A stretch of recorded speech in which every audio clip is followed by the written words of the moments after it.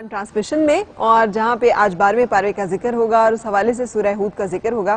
یہ مکی صورت ہے جو کہ رسول پاک صلی اللہ علیہ وسلم کو نازل کی گئی، اور اس میں بہت ساری اقوام کے حالات جو ہیں وہ اللہ تعالیٰ نے بیان کیے ہیں، جس میں ایک واقعہ میں نے آپ کے سامنے حضرت نوح علیہ السلام کا سنایا. اس کے علاوہ قوم عاد، قوم سمود، حضرت لوط علیہ السلام کا قصہ، حضرت شعیب علیہ السلام کا قصہ، حضرت ابراہیم علیہ السلام کا ذکر آیا ہے، اور پھر آخر میں حضرت یوسف علیہ السلام کا ذکر. اور مطلب اس سب کا یہی ہے کہ اللہ تعالیٰ نے ہمیں یہ دو پیغامات دیے ہیں کہ جو لوگ اور جو بستیاں ظلم کرتی ہیں اور اپنے ظلم پہ اڑتی ہیں، اللہ کے ساتھ شرک کرتی ہیں اور دعوت تبلیغ کو قبول نہیں کرتی، بھلے وہ طاقت میں، بھلے وہ اپنی پروگریس میں، اور بھلے وہ اپنی جتنی بھی ترقی میں کسی بھی منزل پہ ہوں، اللہ تعالیٰ کا عذاب ان کو تباہ و برباد کر دیتا ہے. اور وہ قلیل لوگ جو بھلے کتنے ہی کمزور، کتنے ہی ناتواں کیوں نہ ہوں، لیکن حق اور استقامت پہ قائم رہتے ہیں، اللہ تعالیٰ ان کو اس عذاب سے نجات بھی دے دیتا ہے. اور یہ کہ پیغمبروں کے گھروں میں رہنے والے لوگ بھی عذاب الہی کا شکار ہوتے ہیں. یہ انسان کے اپنے اعمال ہیں جس کی بنیاد پہ اس کے لیے فیصلہ کیا جاتا ہے، اور وہ فیصلہ اس بیس پہ ہوتا ہے کہ اس نے نیکی کا اور بھلائی کا کتنا ساتھ دیا اور وہ شر کے ساتھ کھڑا ہوا. اس فیصلے کی بنیاد پہ یا تو وہ ان لوگوں پہ ہو جاتا ہے جن پہ اللہ کا غضب ہوا، یا وہ ان میں سے ہو جاتا ہے جن پہ اللہ کا اکرام ہوا. یہ سورہ مبارکہ جو ہے یہ رسول پاک صلی اللہ علیہ وسلم کو، اور اس وقت جو مسلمان تھے جو تکلیفوں کا شکار تھے، ان کی تسلی کے لیے بھی کہ پہلی اقوام پہ بھی کیا کیا آئی ہیں، اور ان کی ایمان کی پختگی کے لیے بھی. تو آپ کیا سمجھتے ہیں کہ آج ہمارے لیے اس میں کیا سبق ہے؟ بسم اللہ الرحمن الرحیم. اللہم صلی علی سیدنا و مولانا محمد و علی آلہ و صحبہ وبارک وسلم. بہت شکریہ. اور آج آپ کا واقعہ بڑا اٹھ کلاس تھا. اچھا، شکریہ. اور بڑا جامع تھا، جامع العلوم تھا. بائبل کا بھی احاطہ کیا، تواریخ کی کتب کا بھی، اور پھر قرآنی مضامین کا بھی. تو بڑا اچھا تھا. اچھا، دوسری جو آپ نے بات فرمائی کہ حضور نبی اکرم صلی اللہ علیہ وسلم کے حوالے سے، تو حضور صلی اللہ علیہ وسلم کی ایک حدیث ہے، میں وہ بیان کر کے پھر بات شروع کرتا ہوں. حضور نے فرمایا کہ سورہ ہود نے مجھے بوڑھا کر دیا. ہاں جی، حامیم سجدہ، سورہ ہود. تو پوچھا گیا کہ بوڑھا کیوں کر دیا؟ تو یہ سوال کا جواب اس صورت کا آپ مطالعہ شروع کر دیں تو اس کے اندر خود موجود ہے کہ وہ خطرات تھے نبی اکرم صلی اللہ علیہ وسلم کی ذہن میں کہ پچھلی امتوں کے ساتھ کن امور پر کیا معاملات پیش ہوئے، کہ خدا نہ خواستہ کہ یہ معاملہ کہیں میری امت کے ساتھ نہ پیش آ جائے، جو کہ حضور کے وسیلے سے نہیں پیش آیا، لیکن خطرات تھے. تو آپ فرماتے تھے کہ یہ فکر مندی نے مجھے ہمیشہ بوڑھا کر دیا. اور دوسری ایک آیت بھی ہے کہ کما امرتو ثم استقم، کہ جس طرح آپ کو حکم دیا گیا آپ اس طرح استقامت اختیار کریں. یہ حضور کو اور صحابہ کو کہا گیا تھا غزوہ تبوک اور کئی معاملات کو دیکھ کر، احد اور ان معاملات کے پیش نظر. بہت سارے مفسرین نے تو کہا یہ آیت احد میں نازل ہوئی. تو اس کا بھی حضور نے فرمایا کہ یہ جو آیت اللہ نے مجھے کہا ہے کہ آپ اور آپ کے صحابہ کرام اس طرح استقامت اختیار کریں جس طرح کے اختیار کرنے کا کہا گیا ہے، تو اس نے مجھے بوڑھا کر. تو یہ اتنے شدید احکام ہیں، اتنے اس کے اندر شدید احکام ہیں. امام قرطبی کہتے ہیں اور امام ابو السلمی، ابو منصور السلمی طبقات السلمیہ، طبقات الصوفیہ میں کہتے ہیں کہ مجھے میرے شیوخ اور ان کو ان کے شیوخ اور ان کو ان کے شیوخ تابعین تک سلسلہ جاتا ہے، انہوں نے بتایا کہ قرآن میں اس سے شدید احکام والی صورت نازل نہیں ہوئی. ایسے بزرگ جب پڑھتے تھے تو کہتے ہیں ان کی کمر کئی دن سیدھی نہیں ہوتی تھی. یعنی وہ ایسے پڑھتے تھے کہ ان پر کچھ قرآن وارد ہو رہا ہے. اقبال نے جس طرح کہا نا کہ تیرے وجود پر جب تک نو نزول کتاب، یعنی وہ اتنے اثرات لیتے تھے اس کے کہ ان کی کمریں کئی دن سیدھی نہیں ہوتی تھی جو سورہ ہود پڑھ لیتے. اللہ اکبر. تو اب جب ہم سورہ ہود اور 12ویں پارے پر براہ راست آتے ہیں تو کچھ اصول قرآن کے کچھ چیزیں سمجھنے سے متعلق ہے. ایک چیز یہ سمجھنے سے متعلق ہے کہ قرآن کنیکٹڈ ہے، ویل کنیکٹڈ ہے موضوعات. پہلے ہم نے مشرکین، سورہ توبہ میں کچھ چیزیں آئیں، اس کے بعد نفاق چلتا رہا پراپر. نفاق کا چیپٹر یہاں کلوز ہو رہا ہے. اب قرآن کا اسلوب یہ ہے کہ قرآن کے بارے میں اللہ نے بھی کہا، اللہ کے رسول نے بھی کہا کہ ایک یاد دہانی ہے، تذکیر ہے. فذکر انما انت مذکر. اب یاد دہانی کروائیں. کس کی یاد دہانی؟ بشیر و نذیر. اس میں بھی بشیر و نذیر اسی تناظر. یاد دہانی کس چیز کی؟ 3 چیزوں کی. توحید کی یاد دہانی، رسالت کی یاد دہانی، آخرت کی یاد دہانی، اور بار بار یاد دہانی کروائیں. تو یہ 3 چونکہ اصول ان کو کہتے ہیں بنیادی عقائد.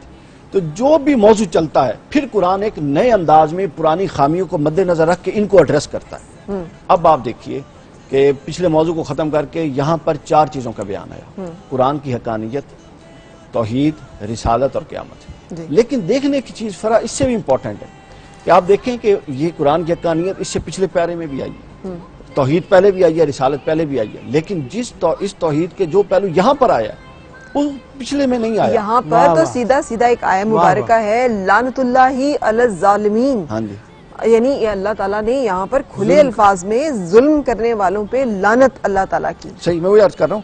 اچھا، توحید کا جو پہلو یہاں پر آیا ہے وہ اس سے پہلے نہیں آیا، رسالت کا جو پہلو یہاں پر آیا ہے اس صورت میں 7 نبیوں کے قصے ہیں، وہ اس سے پہلے 7 کو اکٹھے نہیں آئے۔ یہ جو آگے اللہ ترتیب اعادے میں بھی ایک ترتیب بدل دیتا ہے، وہ اس طرح ہوتی ہے کہ جو پیچھے خامیاں تھی اس کے پیش نظر۔ مثلا پچھلی صورت میں قرآن کے حوالے سے جو اعتراضات تھے وہ حضور کو کہتے تھے کہ ہم بہت ساری چیزوں کو مان گئے ہیں چونکہ اب آپ سٹیبل ہو گئے ہیں، لیکن آپ اتنا کر لیں لات عزا منات کا ذکر قرآن میں کہیں سے لے آئیں، ہم آپ کے ساتھ کمپرومائز کر لیں گے۔ اس میں قرآن کی حقانیت کا پہلو کیا آیا؟ انہوں نے کہا کہ کیا یہ سمجھتے ہیں کہ یہ رسول اللہ خود بنا رہے ہیں؟ یہ تو علیم و خبیر کا کلام ہے۔ پھر دوسرا پہلو کیا آیا؟ کیا یہ سمجھتے ہیں کہ اس کے اندر باطل کہیں سے داخل ہو سکتا ہے؟ انہوں نے کہا یہ تو ایسا مضبوط قلعہ ہے، اس میں باطل داخل نہیں ہو سکتا۔ واہ واہ، انہوں نے کہا کیا یہ سمجھتے ہیں کہ ایک طرف اللہ کی توحید ہوگی اور ایک طرف لات و منات ہوگا؟ قرآن میں اس کا ذکر آیا کہ اس کے اندر عدم تعارض ہے، اس کی ایک بات دوسری سے ٹکرا نہیں سکتی۔ یہ کیسے ہو سکتا ہے کہ یہ بلکہ توحید ایک بھی کرے جگہ اور پہ شرک جہاں بھی حضرت نوح علیہ السلام نے اللہ تعالیٰ سے اس بات کے کہ وہ بھی میرا بیٹا ہے اور وہ ہلاک ہو گیا اور تو نے کہا تھا کہ میرے اہل خانہ کو تو حفاظت میں دے گا، تو اللہ کی طرف سے تنبیہ آئی کہ تو ظلم کرنے، بے شک تو ظلم کرنے والوں میں نہ ہو۔ اور اسی طرح کی ایک جگہ جہاں رسول پاک صلی اللہ علیہ وسلم کو روکا گیا کہ آپ بھی منافقین کے لیے دعا نہ کریں یا ان لوگوں کے لیے جو مشرکین ہیں دعا نہ کریں، تو یہی الفاظ وہاں پر بھی آئے کہ آپ ظلم نہ کریں، آپ ظلم کرنے والوں میں نہ ہو۔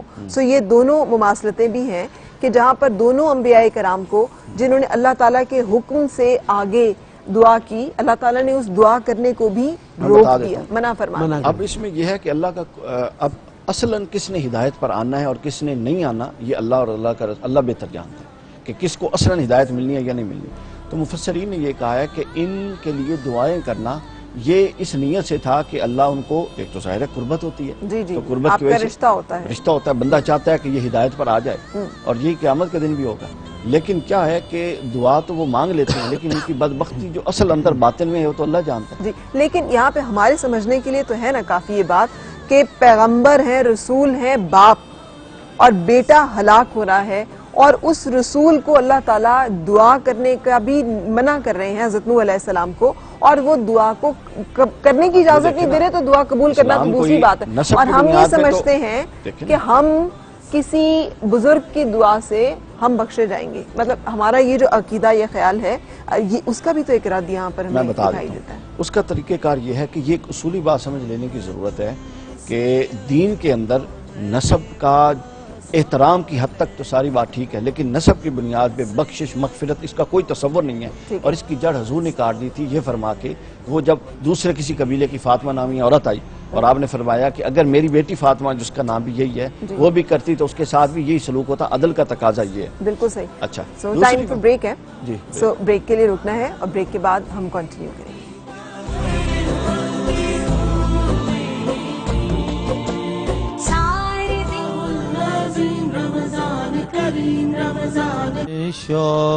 شوق چروکنا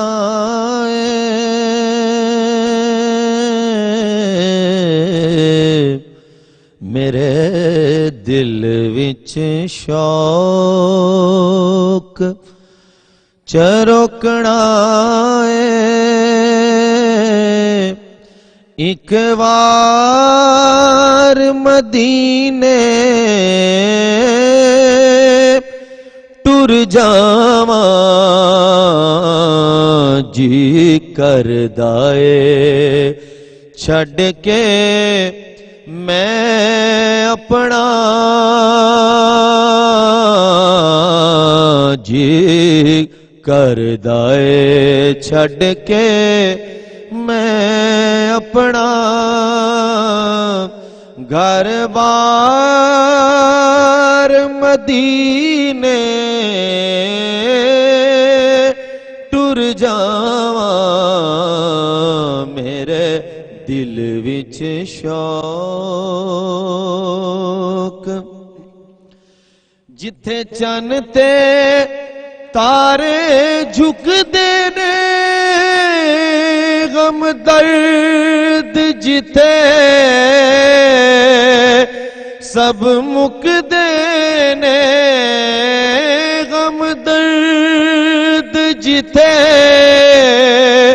سب مکدے نے جتھے چن تے تارے جھکدے نے غم درد جتے سب مکدے نے غم درد جتے سب مکدے نے ویکھن لئی میں او سونے دا دربار مدینے ٹر جاواں ویکھن لئی میں او سونے دا دربار مدینے ٹر جاواں میرے دل وچ شوق وچ ذہن دے بس رہندا اے دل میرا ہو کہندا اے دل میرا اے ہو کہندا اے ویکھن لئی گنبد خضرا دے انوار مدینے ٹر جاواں ویکھن لئی گنبد خضرا دے انوار مدینے ٹر جاواں میرے دل وچ شوق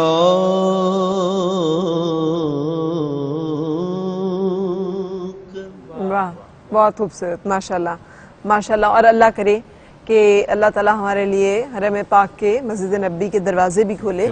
یہ جو ایک وبا کی صورتحال ہے, یہ جو ایک مشکل صورتحال ہے پوری دنیا پہ, اس کا خاتمہ ہو اور ہماری مساجد اللہ کے گھر جو ہیں وہ آباد ہوں. آمین. پارے کا نام بھی کہ اور کوئی روئے زمین پہ جاندار ایسا نہیں جو اپنی روزی اٹھائے پھرے, ہم اس کو روزی دیتے ہیں. سو یہ جو اللہ تعالیٰ کی وہ جو شان رزاقیت بیان ہوئی ہے, اور اس کو جو آخری شروع یہاں سے ہوا اور پھر آخر میں یہاں سے بھی اختتام بھی یہیں پر ہو رہا ہے کہ ہم نے پچھلی کئی سنگتیں کھپا دیں کہ انہوں نے بھلائی کا کوئی کام نہیں کیا اور ہم رزق دیتے اور ہم ان کو وہ سب کچھ جو ہے دیتے. سو یہ جو ایک ایسا ٹائم جو مکی دور ہے جب ہر طرح کی سختی ہے, آلام بھی ہیں, آزمائشیں بھی ہیں, ایمان کی کمزوری بھی ہے, ڈرایا بھی جا رہا ہے, پچھلے انبیاء کے رسول کے حالات بھی بتائے جا رہے ہیں, جن لوگوں نے ساتھ دیا ان کے اوپر انعام کا سلسلہ بھی, جنہوں نے تکذیب کی ان کے اوپر عذاب کا سلسلہ بھی, اور ساتھ ہی یہ معاملہ بھی خوشخبری کے رزق کے معاملے پہ نہ ڈریں, وہ اللہ دینے والا ہے. تو یہ ہمارے لیے بھی تو پیغام اسی طرح ہمارے لیے سب سے پہلا پیغام تو قرآن مجید کی آیات کو اگر بالتفصیل دیکھ لیا جائے, جو 12واں پارہ بالکل آغاز سے چل رہا ہے, تو اس میں جتنی کیٹیگریز ہو سکتی ہیں نا, اگر ہم تفصیل میں نہ بھی جائیں, تو جو بری زمین پہ پھرنے چلنے والے ہیں, جانور, جاندار, انسان, اللہ فرماتے ہیں ان کو رزق میں دیتا ہوں. پھر زمین میں تھوڑا اور ڈیپلی اور مائنیوٹلی دیکھ رہے ہیں تو زمین پر جو پہاڑ اور پتھر ہے اور ان کے اندر جو کیڑے پلتے ہیں, اللہ کہتا ہے ان کو بھی رزق میں دیتا ہوں. پھر زمین سے اوپر جائیں, ہوا ہے, فضا ہے, فضا میں جو جاندار پھر رہے ہیں, پرندے ہیں, اللہ کہتا ہے ان کو بھی رزق میں دیتا ہوں. اور پھر زمین سے نیچے چلے جائیں, جو سمندر اور پانی ہے, مچھلی ہیں, تو اللہ کہتا ہے ان کو بھی رزق میں دیتا ہوں. تو یہ ہمیں ایک تصور دیا جا رہا ہے کہ رزق کے حوالے سے کسی سے متعلق ہم کامل متوکل رہیں اللہ پر. مگر ہم ڈرتے ہیں, ہمیں ڈر لگتا ہے کہ یہ ہو گیا تو پتہ نہیں ہماری جاب نہ چلی جائے, ہماری سیلری نہ چلی جائے, ہم ان کو ناراض کر دیں گے تو کہیں ہمارا رزق نہ ختم ہو جائے, ہم تنگی میں نہ چلے جائیں. یہ آج تک کے ہمارے مسائل یہ ہے, بالکل ہے, ایسا ہی ہے. یہ آج تک کے نہیں ہے, یہ شروع سے مسائل چل رہے ہیں. آپ دیکھیے کہ یہ توحید کا وہ پہلو ہے اللہ کی رضاکیت کا جو یہاں پر لانا موضوع ترین تھا. آپ سورہ علق دیکھیں, سورہ علق شروع ہوتی ہے اقرا بسم ربک الذی خلق, پڑھیے اللہ کے نام سے جو کون ہے خلق. شان خلاقیت کا ذکر کیا ہزاروں شانوں میں سے, یہاں شان رضاکیت کا ذکر کیا, وہاں خلاقیت کا پتہ کیوں کیا؟ کیونکہ علم کے اندر جب تک انوویشن خلاقیت کی شان نہ ہو, نیا پن نہ ہو, تو علم نہیں رہتا. کیا بات, سمجھیے کیا تو بات. جہاں جو اللہ کی صفت موضوع ترین ہے قرآن وہاں پر اللہ کی وہی صفت لاتا ہے. اب یہاں کیا تھا, پہلے منافق تھے, منافقوں کا ذکر گزرا. وہ مدنی صورت ہے اور اس وقت تک ایمان پھیل گیا, لیکن اوپر ہے, اندر راسخ مال غنیمت آ رہا ہے, اس لالچ میں پھر رہے ہیں, ابھی ادھر سے اتنے اونٹ آئے ہیں, ادھر سے 900 اونٹ آئے ہیں, پھر رہے ہیں. تو اللہ ان کو نفاق, صاحبان نفاق کو اب ان کو اعادہ کر رہا ہے عقائد کا, بنیادی عقائد کو, اور یہ بتا رہا ہے کہ بھائی تم اسلام اس لیے نہ قبول کرو, میں تو اللہ نے رزاق ہونے میں شرط ہی نہیں لگائی ایمان کی. اللہ نے کہا اگر رزق چاہیے تو وہ رزق تو ویسے ہی میں دے رہا ہوں, بھائی تم نے اپنے کھاتے میں نفاق کیوں ڈال دیا؟ ہاں جو میرے بندے ہوں گے ان کو پھر میں رزق اپنی شان سے دوں. تو ان نفاق کا یہاں پہ رد کیا ہے کہ اگر کوئی اس لالچ میں کہ فلاں سے یہ مفاد ہوگا, فلاں سے یہ مفاد ہوگا, تو اس پر واضح ہو جاؤ کہ اصلاً اگر کسی کو لگ بھی رہا ہو کوئی مفاد ہو رہا ہے تو اصلاً کوئی مفاد نہیں ہو سکتا. ابراہیم علیہ السلام کا قصہ بڑا اہم ہے. قصے کا ایک جملہ کہ فرعون نے, نمرود نے کہا کہ میں ان کو موت دیتا ہوں اور میں حیات دیتا ہوں. 2 قیدی آئے, انہوں نے کہا کہ ایک کو مار دو, دونوں کو موت ہوئی تھی, ایک کو میں نے بچا دیا. ابراہیم علیہ السلام نے کہا نہیں, تمہارا استدلال غلط ہے, چونکہ تم نے خود ایک مقدمہ قائم کیا, اس پر خود استدلال قائم کیا. انہوں نے کہا استدلال میں کرتا ہوں اور ثبوت تم دو. انہوں نے کہا رب مشرق سے نکالتا ہے, تم مغرب سے نکالو, تو میں رب ماننے کو تیار ہوں. خاموش ہو گیا. درست جگہ پر موضوع چیز کو لانا یہ بندے کو قائل کرتا ہے. بالکل. ہم نے ایک شجرہ نسب بھی رکھوایا ہے آج, اگر نہیں آپ دکھا سکو اسکرین پہ, کہ وہ نمرود جو ہے اس کا بھی تعلق کنعان سے جا کر پیچھے نبیوں کے اسی سلسلے میں ہی مل رہا ہے. وہ بھی اسی لڑی میں سے رہا ہے. وہی آپ والی بات کہ نسب جو ہے وہ نہیں انسان کو ممتاز کرتا. جی لیکن نہیں, وہ آپ کے پاس ہم نے انبیاء کے چارٹ رکھوائے ہیں. یہ جو ہے یہ تو مختلف حضرت نوح علیہ السلام کا جو ایک پورا آیا ہے سلسلہ کہ کیسے کہاں سے شروع ہو کر, شارٹ کر کے دکھائیں اوپر نیچے ساری سی چیز. ہاں اس کے علاوہ ایک اور بھی ہے جس میں نمرود کا بھی پورا میں نے وہ دیا تھا شجرہ نسب, جو کہ کیسے ایسے ہے کہ اب 2 چیزیں ہیں. ایک چیز ہے کفر سے ایمان کے لیے دعا, اور ایک چیز ہے بندہ مسلمان ہو اس کی کوئی نبی نہیں آ سکتا. اب جس نے بھی دعا کرنی ہے, اب یہ ایک اصول ذہن میں رہے کہ حضور کو بھی اللہ نے بار بار کہا کہ آپ ان کو پیغام حق پہنچانے پر مبعوث ہیں, آپ ان پر نگہبان, اور وہ نہیں مقرر کیے گئے کہ آپ ان کو جابرن اسلام قبول کروائیں, یا آپ پابند نہیں ہیں. یا جب حضور کا قلب اتر مغموم ہوتا تھا نا کفار کی باتیں دیکھ کے, تو حضور فرماتے تھے, تو اللہ فرماتا تھا کہ آپ کیوں غمگین ہو رہے ہیں, آپ پابند تھوڑے ہیں, آپ پر تو یہ ہے کہ آپ پوری کی پوری حق بتا دیں. ہدایت اللہ کی طرف سے. بالکل. تو اگر ہدایت دعا کے ساتھ ہوتی تو اللہ کے نبی تو چاہتے تھے کہ کوئی کافر مرے, لیکن کیا اس میں اللہ تعالیٰ خود بیان فرما رہا نا کہ ہم چاہتے تو سب لوگ ہدایت یافتہ ہو جاتے, لیکن ہم نے اختلاف رکھا ہے. ہم اٹھتے صبح صحائف ہمارے تکیے کے نیچے پڑے ہوتے, ہر کوئی مومن ہوتا, لیکن ہدایت کے لیے اللہ نے ایک قانون وضع کیا ہے. نبی کو منتخب کرتا ہے, نبی کو اپنا نمائندہ بناتا ہے, اس کو احکام دیتا ہے, وہ ہمیں آ کے بتاتا ہے. اب ہمیں اپنے مفادات کو ترک کر کے نبی کے احکامات کو دیکھیں نا, کچھ اچھا اس پہ چلنا ہے. بالکل صحیح. اب ہم جاری رکھیں میں اپنی گفتگو, ہمارے پاس 7:30 بجے تک کا ٹائم ہے, اور موضوع ہمارا یہی قرآن اور قرآن سے جڑے ہوئے وہ تمام معاملات جو کہ ہماری زندگی سے جڑتے ہیں. ایک کلام بھی میں نے سننا ہے, لیکن اس سے پہلے میں بریک کی طرف جاؤں گی, اور جب آؤں گی تو دونوں حضرات سے ایک خوبصورت کلام کی درخواست. جی بسم اللہ. یہ تیرا احسان ہے عظیم, رمضان کریم, رمضان کریم, صدق اللہ.